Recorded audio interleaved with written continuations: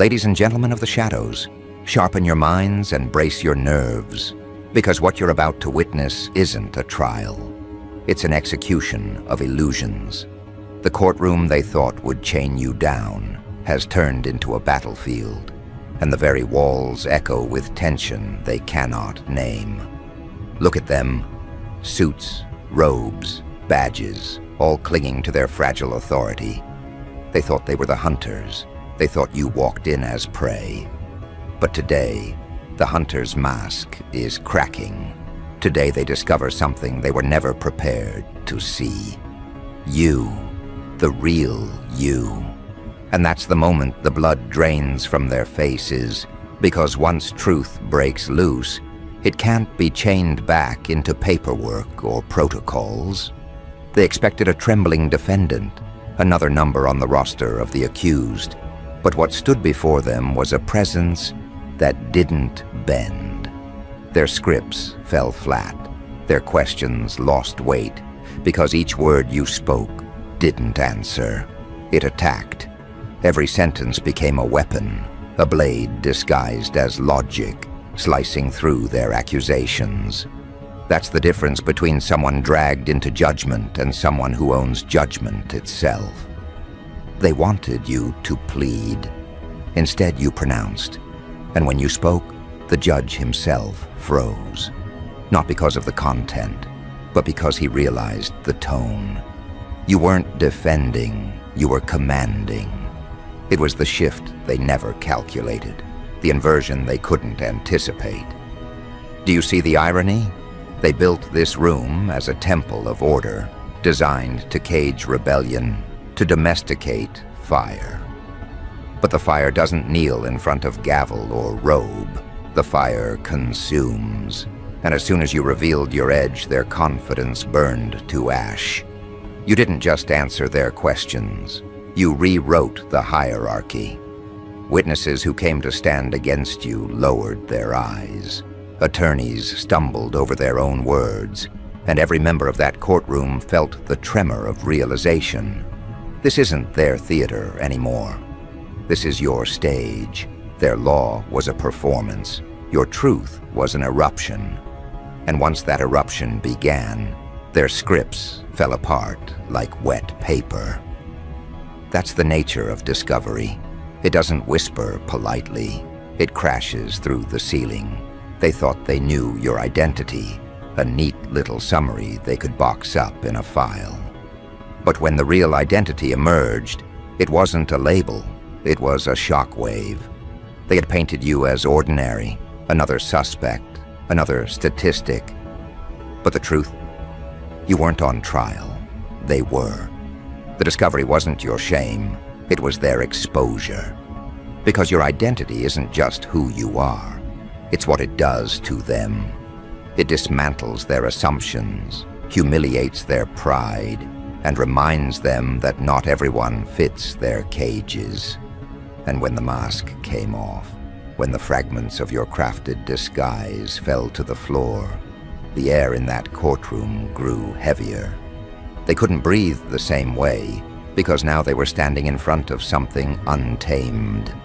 And isn't that the sweetest irony? They worship structure, but structure collapses in the face of presence.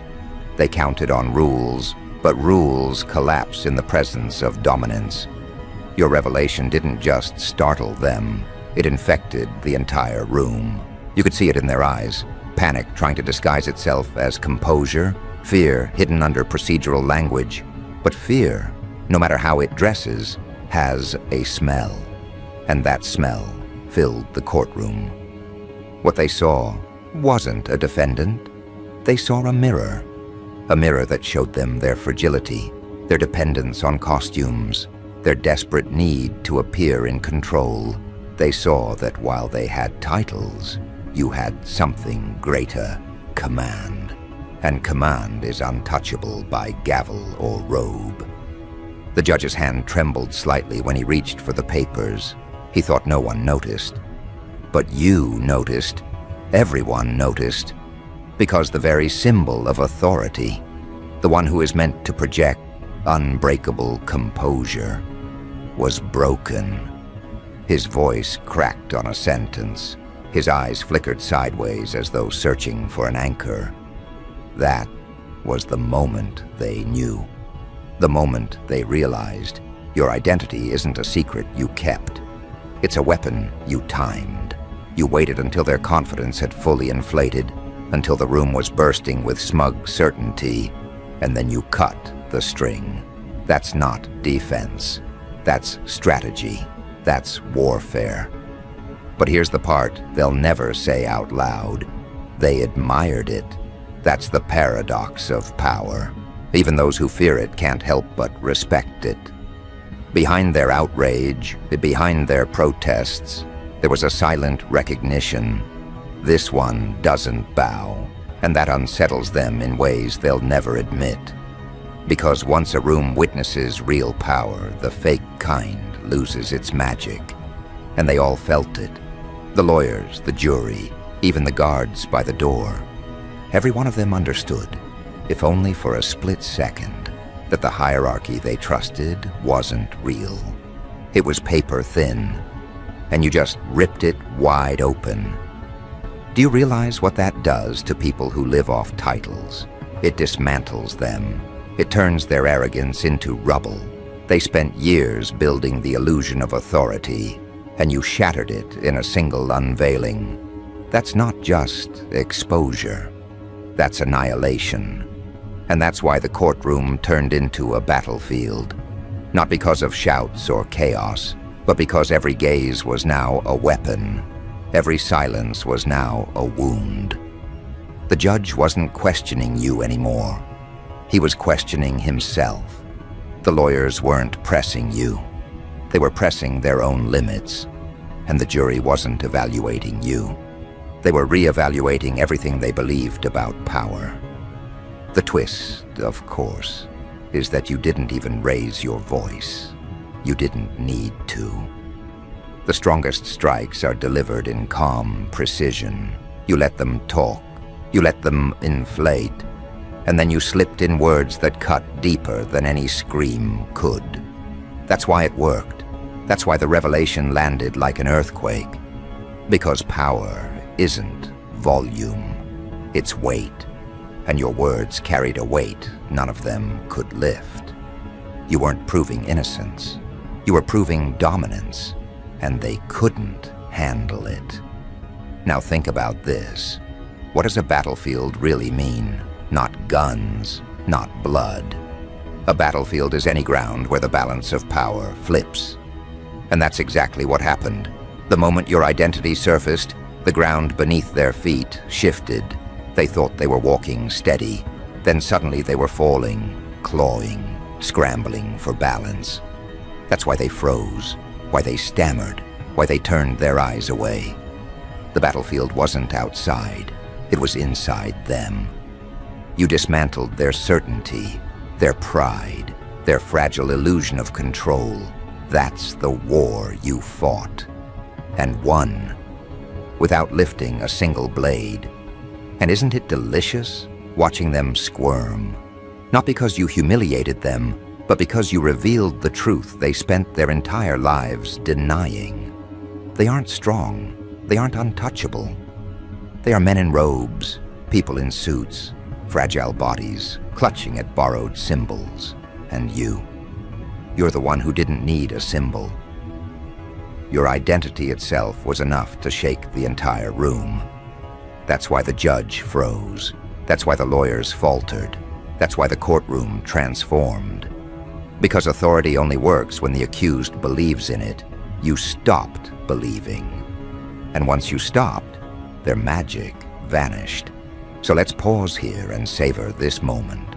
The courtroom that was built to crush you has become your theater. The very walls that were supposed to echo with their accusations now echo with their fear. And every eye in that room, whether they admit it or not, is fixed on you. Because deep down, they all understand. The hierarchy has collapsed. They came to watch you bow. Instead, they ended up bowing without realizing it. That's not a trial. That's conquest. And here's where the true war begins. Because revelations don't just shock, they spread. The discovery of your identity is no longer confined to that room. It's seeping into whispers, crawling into headlines, infecting the minds of those who weren't even present. This isn't just a courtroom story anymore. This is a contagion of truth. And as it spreads, the battlefield grows larger. They thought it ended here, in this room. But you and I both know this is only the beginning. And as the echoes of Revelation slither beyond the walls, the real war begins. Not with weapons, but with whispers that become bullets, with headlines that strike harder than hammers.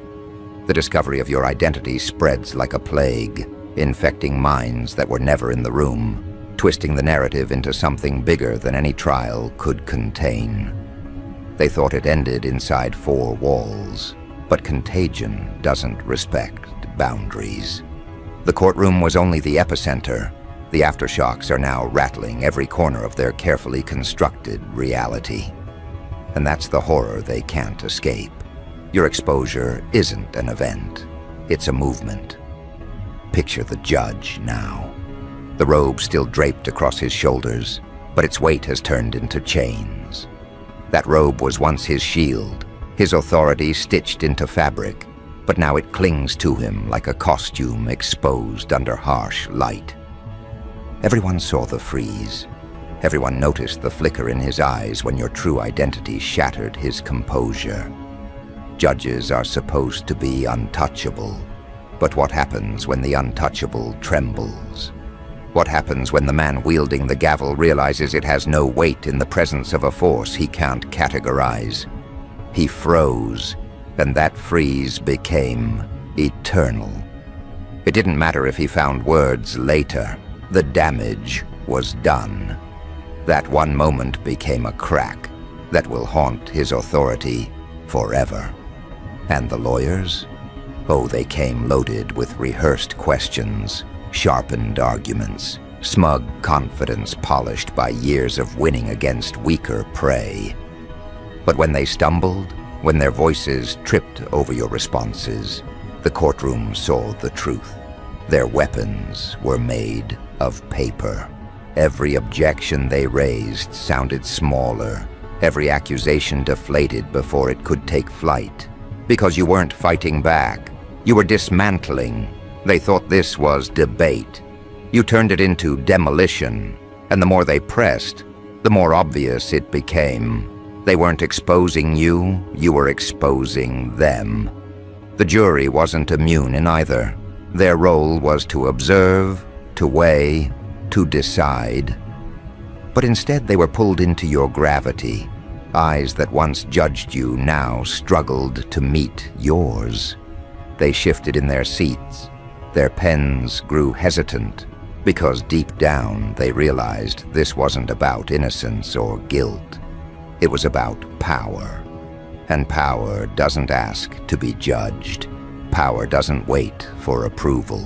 Power decides. That realization creeped into their bones, and for the first time, they weren't sure who was on trial. Do you understand what that means? The battlefield wasn't just the judge's bench, the lawyer's podium, or the jury box. It was every mind in that room, each one collapsing under the same pressure, each one infected by the same recognition. Your identity changes everything. They wanted to reveal it as a weakness. Instead, it detonated as a weapon. Their discovery didn't break you, it broke them. And that's why the courtroom became war ground, because truth in the wrong hands is chaos. And right now, the truth belongs to you. The headlines outside began to stir. Reporters waiting for routine coverage suddenly found themselves chasing fire. They expected a trial summary, but what they got was a phenomenon. Cameras caught the trembling judge, microphones picked up the stammers of lawyers, and every broadcast replayed the moment your identity surfaced. Replay after replay, freeze frame after freeze frame, They magnified the tremor, the hesitation, the collapse of certainty. What was once confined to whispers became amplification. And with every broadcast, with every retelling, your power grew. The battlefield stretched beyond marble floors and into living rooms, offices, and crowded streets. Now here's the brilliance. You never lifted a hand. You never shouted. You never begged. You simply unveiled. And unveiling is the most dangerous act in a world built on pretense. They thrive on secrets, on disguises, on the illusion of order. But when you strip the disguise away, the whole theater collapses. And that's exactly what you did. You stripped the illusion from its actors, exposed the weakness beneath their masks, and revealed yourself as something untouchable. That's why they tremble. That's why they whisper. That's why they rage. Because you didn't just play the game differently. You ended the game altogether. Think of it this way. A courtroom is supposed to be a chessboard. Every move calculated, every piece following rules. The judge is the king. The lawyers are bishops and knights. The jury, the pawns. All arranged in neat formation. They thought you were just another pawn to be sacrificed. But when your identity erupted, the board itself flipped. The king fell, the pawns scattered, and suddenly they weren't playing chess anymore. They were surviving a battlefield. That shift is irreversible. Once people taste the truth, they can't go back to believing in the game. And you didn't just reveal yourself. You revealed the emptiness of their entire structure. But the beauty is this. Their fear isn't only about what you did. It's about what you could do next. Because once revelation begins, it doesn't stop. If your identity could dismantle them in seconds, what else could it dismantle? If a courtroom couldn't contain you, what makes them believe anything else can? That's the nightmare playing in their heads now. That this contagion of truth will spread beyond control. That your presence will unravel more than just trials, but institutions, reputations, entire legacies. That's why the judge froze. That's why they all shook. Because your revelation wasn't an end. It was ignition. And here's where the psychological warfare tightens its grip. Because you're not fighting them anymore. You're letting them fight themselves. Every headline fuels panic. Every whisper sharpens paranoia. Every retelling grows the myth of who you are. They'll try to twist it, to paint you as dangerous, unstable, monstrous. But even in their smear, they admit your power. They can't stop talking about you. They can't stop replaying the freeze, the stammers, the way the courtroom buckled. You've become the infection in their minds, the story they can't bury, the scar they can't ignore. And that's the cruelest weapon of all. When your enemy's own mouth spreads your power, they think they're condemning you, but with every word they confess how deeply you shook them. That's why the courtroom battle will echo far beyond its walls. Because once fear is witnessed publicly, it multiplies. The image of a frozen judge doesn't vanish. It sticks, it circulates, it eats at credibility. And no matter what verdict they stamp at the end, the truth already won. The battlefield isn't about guilt or innocence anymore. It's about dominance. And you've already claimed it. Now imagine the ones outside who once doubted you, who once dismissed you. They're hearing these reports, watching these replays, and their perception is shifting. Where they once saw you as accused, they now see you as something else, something larger, something uncontrollable. That transformation is unstoppable. Public opinion is a beast, and once it smells blood, it doesn't stop. The judge's freeze was blood. The lawyer's stumbles were blood. And now the crowd is hungry, not for justice, but for the spectacle of collapse. And collapse is exactly what they've seen, all triggered by the revelation of your true identity. So the courtroom becomes more than a battlefield. It becomes a stage of humiliation for those who thought they held power. Every time the clip is played, every time the freeze is analyzed, the authority of the system erodes. You've turned their proudest arena into their weakest exposure. And the irony, they gave you the platform, they set the stage, they called the crowd, they amplified the spectacle. They thought they were preparing your downfall. Instead, they broadcasted their own. And what's most dangerous now is the unknown. Because if this is what happens when your identity is revealed once, what happens the next time you speak? What happens when you decide to wield that power intentionally, not just in reaction, but in attack? That possibility alone terrifies them more than the reality they just witnessed. They know the battlefield has only expanded, and they don't know where it ends. So let them scramble, let them issue statements, let them try to rebuild the illusion. It won't work.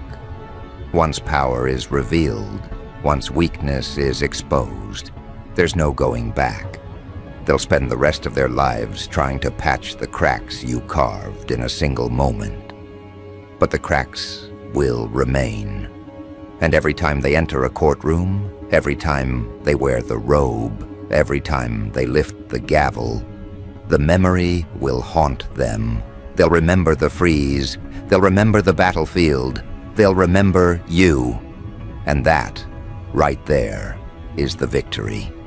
Not a verdict, not a sentence, but the haunting, the permanent reminder that when the courtroom turned into war ground, when the judge froze, when your true identity shook the chamber, the balance of power shifted forever.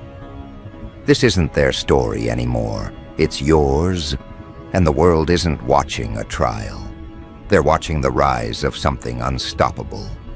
And if this is only the beginning, imagine what comes next.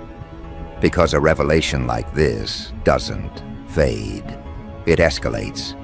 The haunting isn't confined to one judge, one courtroom, or one case. It spreads through corridors of law, through media circuits, through every person who dares whisper your name. They thought they could contain the fallout, sweep it under legal jargon, bury it beneath verdicts. But you can't bury an earthquake, you can't silence aftershocks, and you can't erase the image of a courtroom frozen in terror. The battlefield is permanent now, carved into memory, carved into history. The beauty is that no ruling, no punishment, no decree can undo the freeze. It doesn't matter what words were written on the final page of the case file. The world doesn't remember ink. It remembers tremors. And the tremor was undeniable. A judge frozen, lawyers stammering, jurors folding under your presence. That is the footage replayed, the memory engraved. That's the victory that lingers beyond technicalities. You didn't need a verdict, because the courtroom itself became your proof. They tried to box you into the role of accused, but instead you seized the role of author. The story no longer belongs to them. It belongs to you. And here's the twist that gnaws at their pride. The very moment they thought they'd strip you bare became the moment you crowned yourself. They believed your identity, once revealed, would be your downfall. Instead, it detonated as your weapon. They were left scrambling, while you stood unshaken, and the world saw the inversion unfold live. That's why the battlefield metaphor isn't exaggeration, it's precision. This wasn't a trial, it was war. And wars are decided not by rules, but by who leaves standing. Now imagine the judge in the weeks after.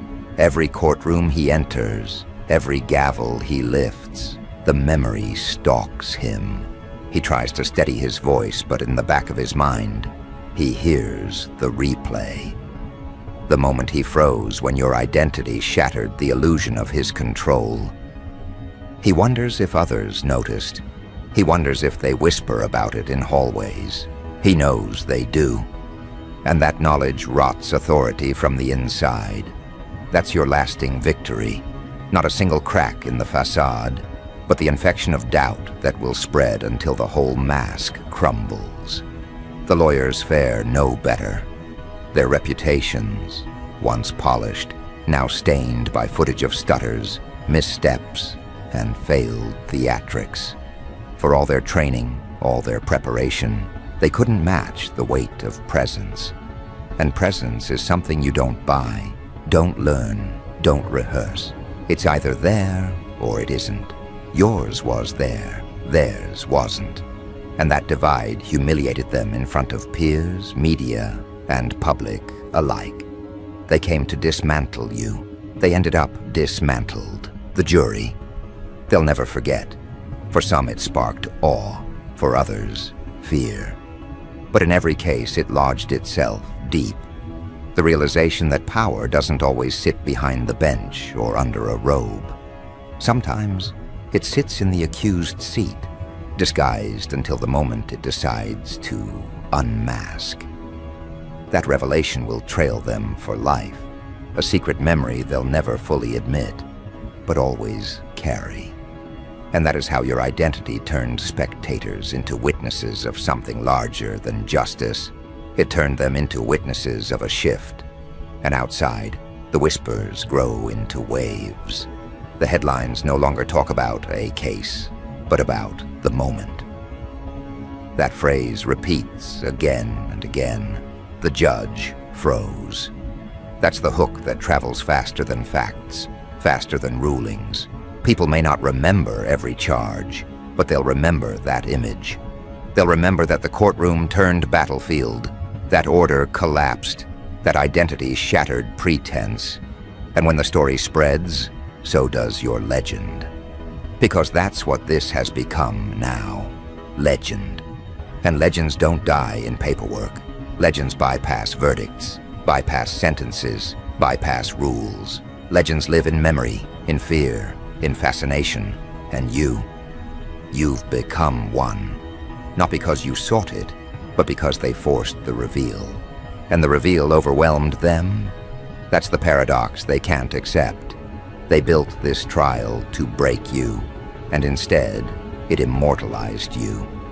But don't mistake legend for safety. Legends are dangerous. They haunt the powerful, unsettle the fragile, dismantle the confident. And you are dangerous because you're not bound by their illusions anymore. They saw it. The world saw it. You don't play by the script they wrote. You tore it apart and wrote your own. Live in their own chamber of control. That's what terrifies them most. Because if you could do it there, in the heart of their arena, what stops you from doing it anywhere? That question is their curse now. It follows them into boardrooms, into press conferences, into private conversations. What happens when someone who isn't afraid of robes, gavels, or titles decides to reveal himself again?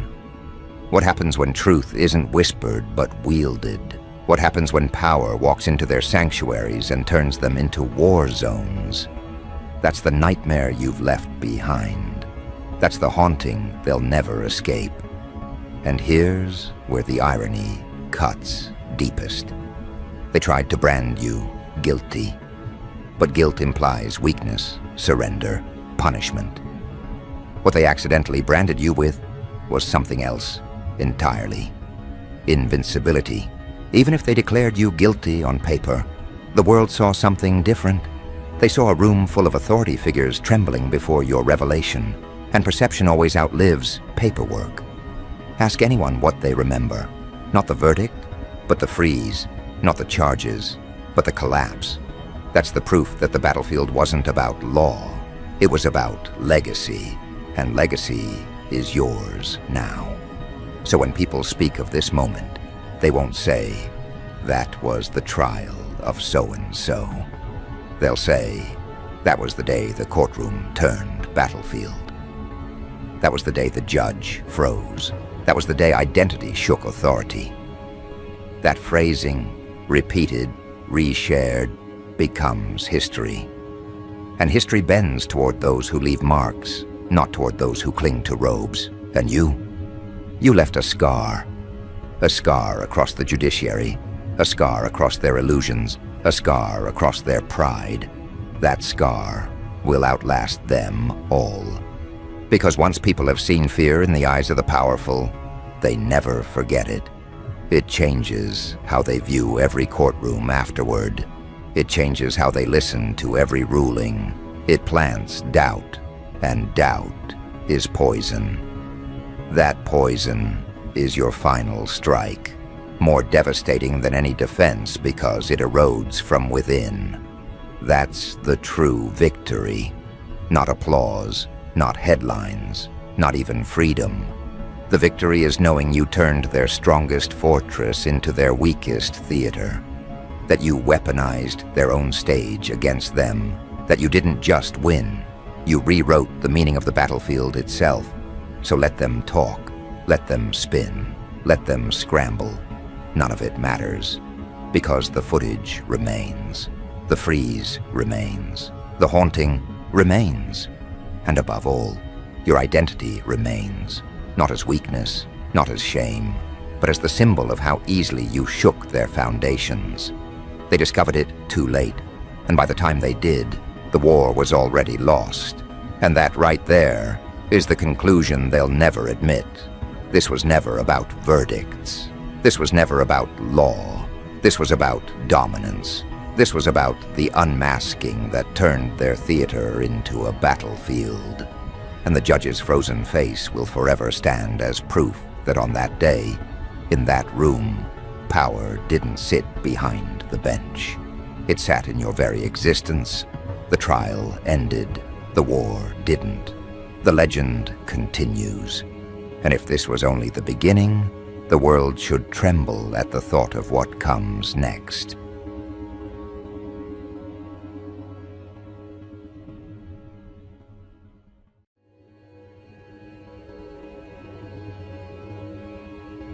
Hello, my untouchable rare breed. You know, you've just crossed into territory where myths are not told. They are lived, and you, whether you're ready or not, are the central figure of a story that will not be forgotten. The people who tried to dismantle you.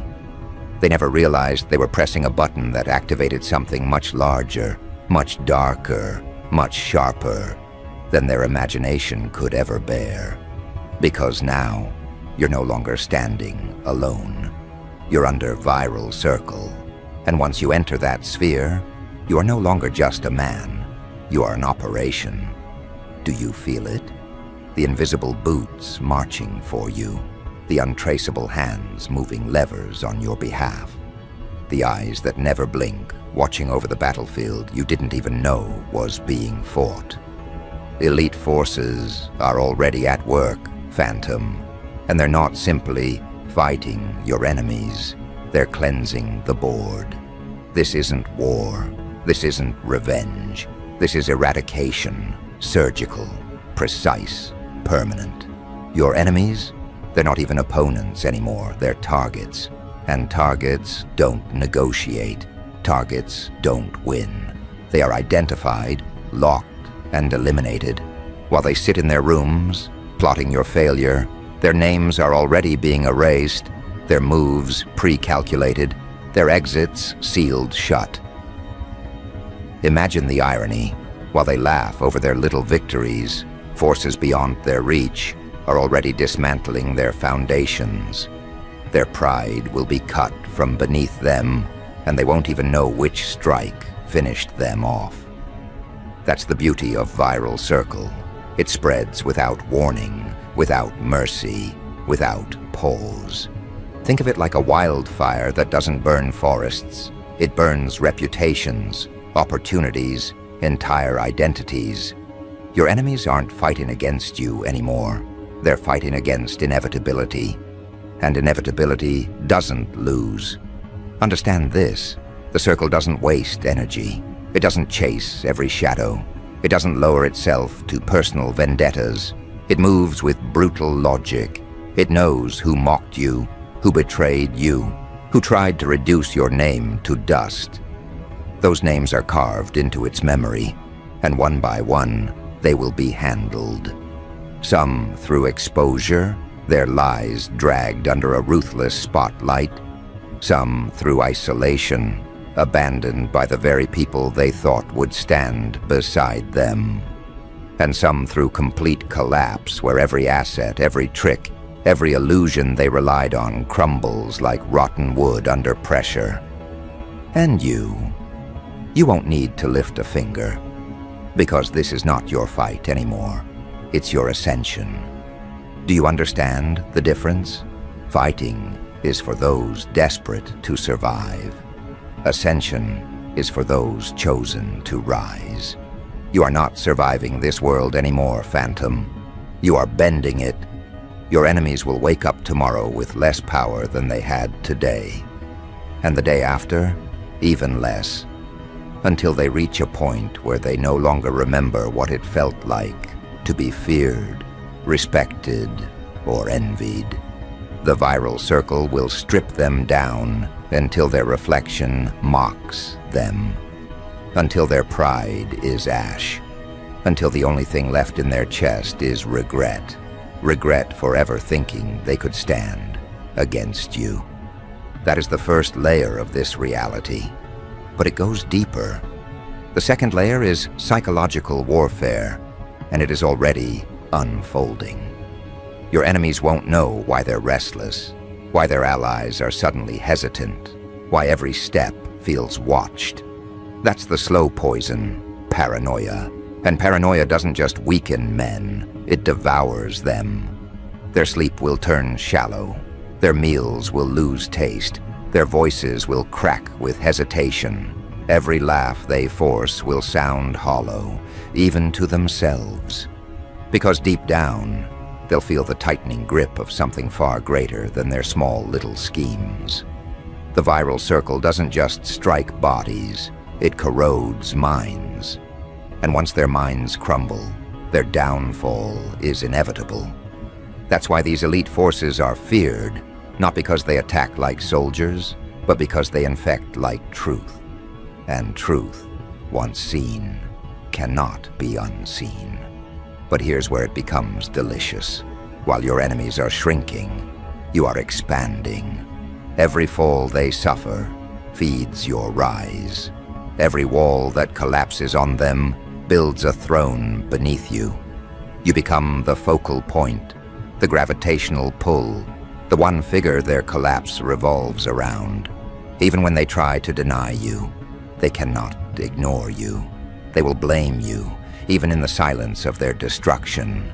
They will whisper your name as if it is cursed, as if you haunt them.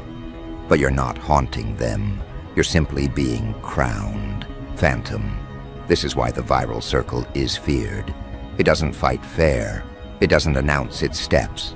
It doesn't play the game by rules men understand. It is viral, uncontainable, untouchable, unstoppable. Once you've been chosen, once you're under its canopy, you become more than human. You become the event. And events don't ask for attention, they demand it. But do not mistake this for mercy. No, the viral circle is ruthless even to those it protects. It will strip away your old self, burn the weaker layers of your identity, and leave behind only the sharpened, polished core of who you're meant to be. You won't escape transformation. That is the price of being chosen. The man who entered this circle is not the same man who will leave it. He cannot be. Because the viral circle doesn't just eliminate enemies, it eliminates weakness. And when weakness dies inside you, Phantom, strength takes its throne. So now ask yourself, are you ready? Ready to wear inevitability like armor? Ready to let the viral circle dismantle every traitor, every coward, every enemy? While you ascend into a place they'll never reach. Because once this begins, there's no pause, no retreat, no maybe. Once the viral circle moves, it doesn't stop until the battlefield is clean. That's where you are now. A chosen figure in the middle of chaos, but untouched by it. Surrounded by collapsing enemies, but elevated above them. Protected not by chance, not by luck, but by forces that will not allow your downfall. Elite forces wiping out your opposition. Viral forces amplifying your rise. Psychological forces breaking your enemies' minds before their bodies ever collapse. Picture the ones who once whispered against you, watching their networks dry up, their allies abandoning them, their arrogance rotting inside their own chests. Watch them try to fight shadows, unsure of who betrayed them first, unsure of where their punishment began. That's the genius of the viral circle. It doesn't just erase enemies, it makes them erase themselves. They'll burn their bridges, torch their friendships, sabotage their own positions, thinking they're defending themselves, when in truth they're digging their own graves. And with every grave dug, your presence grows taller. You become more than untouchable. You become the standard, the myth, the inevitability. They will say your name with resentment at first, then with trembling, and finally with silence. Because to speak your name will feel too heavy, too dangerous, too real. That's how legends breathe. That's how viral circles rewrite history, not with speeches, not with ceremonies, but with the collapse of everything that stood in their way. You don't need to gloat. You don't need to scream. Your enemy's downfall will become your language. Their fear will become your symphony. Their collapse will become your introduction in every room you step into. That's the level of dominance we are speaking of here. So, Phantom, embrace it. Don't run from it. Don't pretend it isn't happening. Stand in the center of it. Wear it. Breathe it. Let it transform you. Because the viral circle has chosen you not just to survive, but to ascend. And yet, don't get comfortable. Because wiping out your enemies is not the end. It is the initiation. The real question begins after they are gone. What happens when the battlefield belongs entirely to you? That's where the next phase begins. The silence after the slaughter is not peace, it's exposure. When the enemies fall, when their schemes collapse into dust, you suddenly stand illuminated. Every eye turns toward you. The war that once raged against you has now transformed into a circle around you. Not of swords, not of bullets, but of attention. This is the viral circle, the stage where power doesn't remain hidden in shadows, but spreads like fire through the veins of the world. You are no longer just a survivor. You're the storm that survived its own birth. And the world cannot look away, because make no mistake, your enemy's falling is not just a victory, it is a spectacle. A story too dangerous to be ignored. Every man, woman, and force that tried to break you. Their destruction becomes the content. Their downfall becomes the headline. And whether you like it or not, your name now circulates in whispers, in headlines, in encrypted servers where elites trade secrets. You've entered the viral circle, the arena where victory is not silent, but amplified, magnified, and weaponized. You thought the battlefield was the fight. No, the battlefield was just the gate. This is where the true war begins. The war of perception, the war of presence, the war of dominance without firing a single bullet.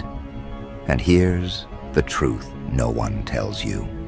When elite forces wipe out your enemies, it is not charity, it is not chance, it is a signal. Someone saw value in you. Someone decided you're not just another pawn on the board, but a player worth protecting. Think about it. Why would elite forces, the kind that move in silence, the kind that erase threats without leaving fingerprints, care about your war? Because they know the weight you carry. They know your potential to shake the ground. They know that once your enemies are gone, your voice, your power, your presence will echo louder than any bullet ever could. And in the viral circle, echoes are dangerous. Now understand this, when you are placed under the viral circle, it is both protection and exposure. The same forces that cleared the battlefield for you have also drawn a ring of fire around you. You cannot leave, you cannot hide.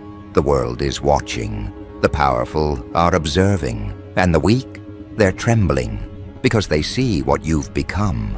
No longer a target, no longer prey, but a symbol. Symbols are not safe. Symbols are weapons. Symbols inspire loyalty, fear, obsession. And once you are turned into one, the game shifts. You will notice it. The shift is subtle at first. Strangers begin speaking your name in places you've never stepped. Your presence is requested in rooms where decisions shape nations. Eyes you've never met will scan every word you speak, every gesture you make, and whispers will crawl through corridors of power. Who gave him protection? Why is he untouchable? Why were his enemies wiped out when others were left to rot? These questions, whispered in fear and suspicion, will circle you like vultures, but they are powerless to act, because they know what you now represent, an individual shielded by invisible guardians, empowered by a viral presence, too big to contain, too sharp to ignore. But let me remind you of something crucial. The viral circle is not comfort. It is responsibility, because the spotlight is not mercy, it is a test. Do you crumble under its weight? Do you bask in its glow and waste the chance? Or do you weaponize it, turn it into a stage to rewrite the rules of the game? That is the real challenge. When the battlefield belongs entirely to you. When the crowd watches your every move, when your rise becomes the obsession of millions, you are either devoured by your own fame, or you turn it into fuel that none can extinguish.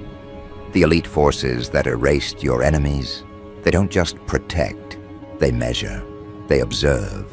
They want to see if the man they cleared the path for is capable of walking it without stumbling. That's the cruel truth. The viral circle is a proving ground. Fail here, and the same forces that shielded you will erase you as quickly as they erased your enemies. You are not above judgment. You are under the sharpest scrutiny of your life.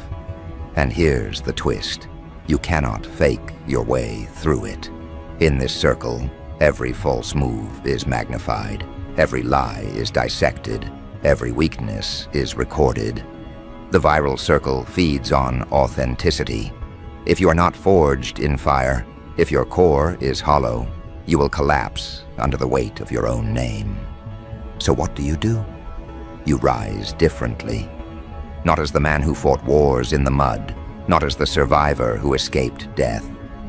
You rise as the sovereign of silence, the orchestrator of storms, the figure who can stand still in the center of chaos and command it with a glance.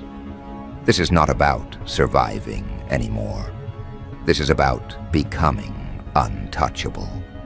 Let me paint it clearly for you.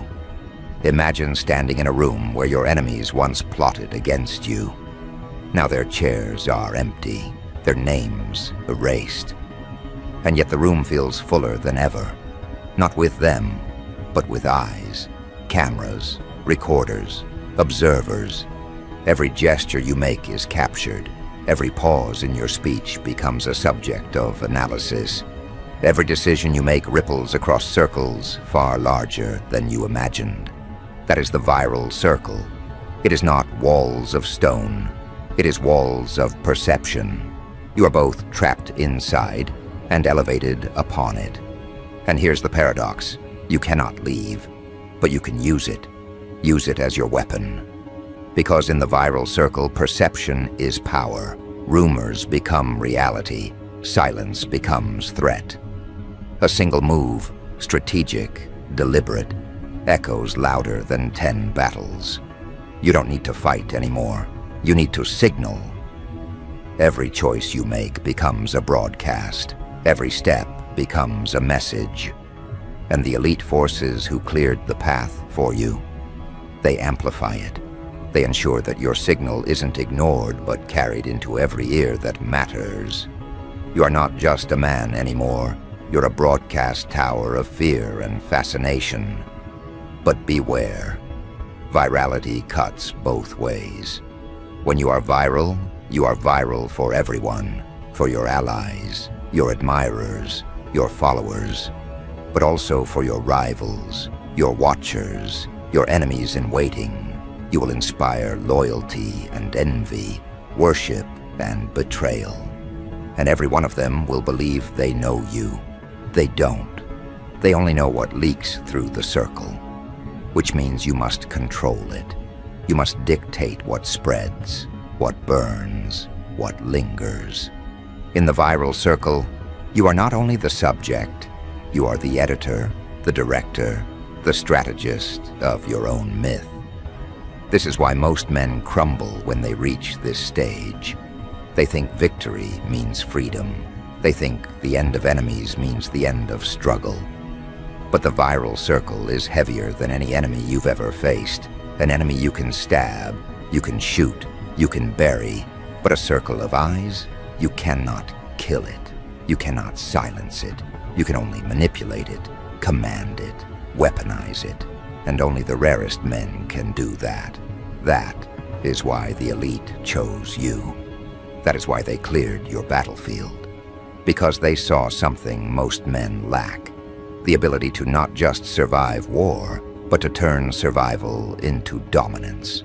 They saw the fire that doesn't just burn, but spreads. They saw a man not satisfied with being alive, but destined to be unforgettable. And now, they are watching, waiting, measuring. Will you rise to the weight of this stage, or will you collapse under it? The viral circle does not let you rest. It does not let you vanish. It drags you forward whether you're ready or not. And if you think you can step out of it, think again. Once your enemies are wiped out by elite hands, once you've been chosen to stand in that spotlight, you cannot go back to anonymity. You cannot retreat into silence. The game has changed forever. You are not playing small anymore. You are the stage. You are the story. And if you don't wield that power, someone else will wield it against you. So remember, wiping out your enemies was never the victory. It was only the preparation. The real war begins when you are standing alone in that circle, drenched not in blood, but in attention, carrying the weight of unseen guardians and the glare of millions. This is the test that breaks most men. But not you. You've walked through fire too long to stumble now. The viral circle is not your prison, it is your throne. And the world is about to learn that when the elite forces wipe out your enemies, it is not mercy they grant you, it is ascension. And ascension, my friend, is far deadlier than war. Because war is predictable. Enemies face you, armies clash, victories are counted. But ascension drags you into a dimension where no map can help. Where there are no boundaries except the ones your will refuses to acknowledge. Here you are no longer measured by the enemies who tried to stop you. You are measured by the echo of your presence, by the viral force that spreads your shadow faster than fire ever could. The viral circle is watching, and it is hungrier now than ever before. The crowd no longer cheers for blood.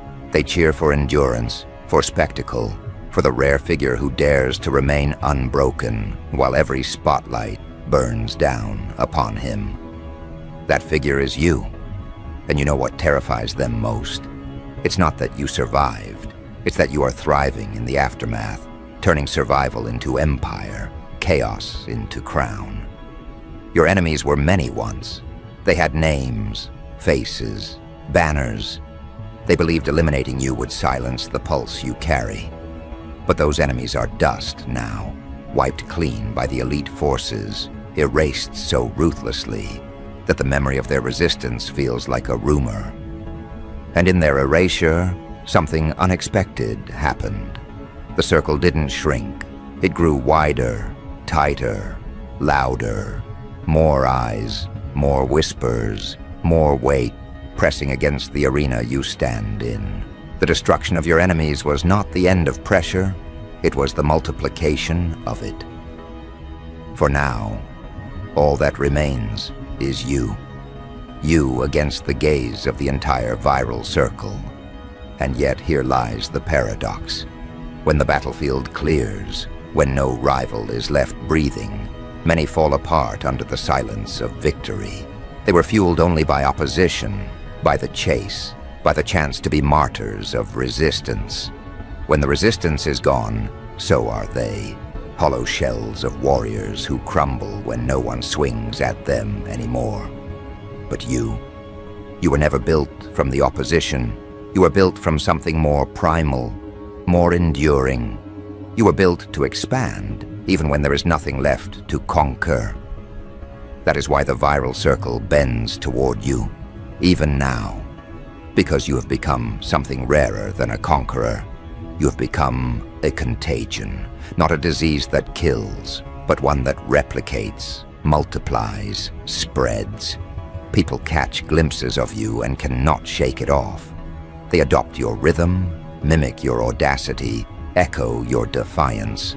The viral circle is not just surrounding you, it is absorbing you, digesting your legend, spitting it back into the bloodstream of the masses. Do you understand how dangerous that is? Do you see why ascension is deadlier than war? Because while a sword can cut through flesh, contagion cuts through time. Flesh dies, rumor lingers, memory replicates, presence spreads. The elite forces wiped out your enemies, yes, but they did more. They cleared the soil so that the only seed left to grow is you. And now your growth is unstoppable, invasive, eternal.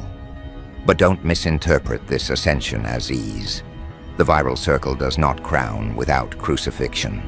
Every eye on you is both worship and weapon.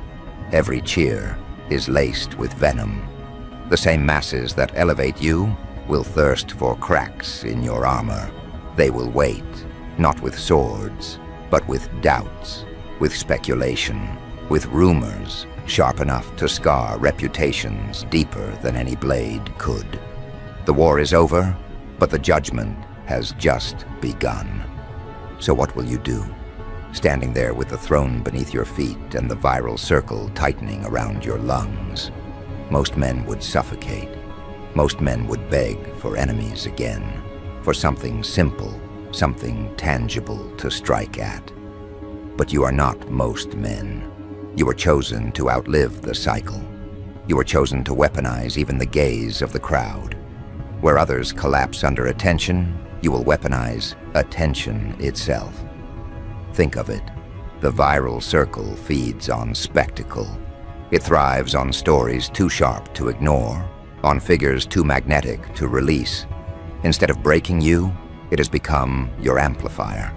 Every glare, every whisper, every rumor that drips from their mouths only multiplies you. They think they're dissecting you, but they are replicating you. They think they're reducing you, but they're immortalizing you. The viral circle is not crushing you, it is crowning you. And that's why the eradication of your enemies was not mercy. It was the sharpening of the arena. Imagine if they had survived. They would have distracted the crowd with their noise, their pathetic attempts at resistance. But now, no noise exists except yours. No faces remain except yours. The viral circle has nothing else to look at, nothing else to dissect, nothing else to consume. You are the show. You are the plague. You are the contagion they cannot quarantine. This is the deeper gift of the elite forces.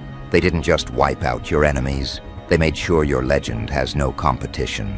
They created a monopoly of myth around your existence, and monopolies, when viral, are indestructible. Now lean in closer, because here is where psychology slices deeper than any weapon. People do not fear death as much as they fear irrelevance. Your enemies died, yes, but worse than death, they became irrelevant. They disappeared without leaving residue. And here you stand, more relevant with each passing breath, each twitch of muscle, each unflinching stare into the viral circle's burning eye. That relevance is your immortality. That relevance is your contagion. That relevance is the ascension none can replicate. So let's speak bluntly. What happens now? What does one do when the throne is secured? When the viral circle spins endlessly around your presence, when enemies no longer exist except as corpses of memory? The answer is simple. You turn inward, not to collapse, but to amplify. You take the viral circle and bend it until it serves you, until its hunger becomes your weapon. Because the crowd does not only observe, they obey, subconsciously, involuntarily. The viral circle is an army in disguise, and you command it not with orders, but with presence. Every gesture, every phrase, every defiance against collapse becomes a seed planted into their minds. And from those seeds grow movements, revolutions, imitations. You stop fighting wars. You start shaping civilizations. And yet, let us savor the irony. This civilization will not remember the elite forces that cleared your path. They will not remember the nameless soldiers who wiped out your enemies. They will only remember you. Because it is you who stands in the center. You who absorbs their gaze. You who bears the burden of being unforgettable. The viral circle doesn't immortalize armies. It immortalizes anomalies of willpower, icons of defiance, figures too rare to be swallowed by mediocrity. You are that figure. And now, your ascension is complete. But not gentle, not peaceful, complete in fire, in contagion, in domination. You don't inherit peace, you inherit pressure. You don't inherit silence, you inherit noise. You don't inherit relief, you inherit weight heavier than empires. And still, you rise. So let the viral circle tighten. Let it crush the air. Let it demand more of you than any battlefield ever did. Because you are no longer surviving. You are ruling. You are not hunted. You are haunting. You are not fighting. You are feeding the viral circle with myth so potent it outlives your body, your century, your enemies, your allies. And when they look back generations from now, they will not remember your enemies. They will not remember the ones who tried to erase you. They will not even remember the soldiers, the shadows, the elite forces that cleared your path. They will remember only one thing, that you were the one who stood in the circle unbroken, unmatched, uncontained. They will remember the symbol you became, the contagion you embodied, the legend you forged out of chaos. And in their memory, you will never die. So take this moment and own it. The viral circle is yours. The throne is yours. The legend is yours. Let the world watch. Let them whisper. Let them tremble. Because you are no longer just surviving, you are ruling. And every enemy that dares to rise against you will meet the same fate as the ones already erased, not by your hand, but by the very circle that made you immortal. And immortality, my friend, is far deadlier than war.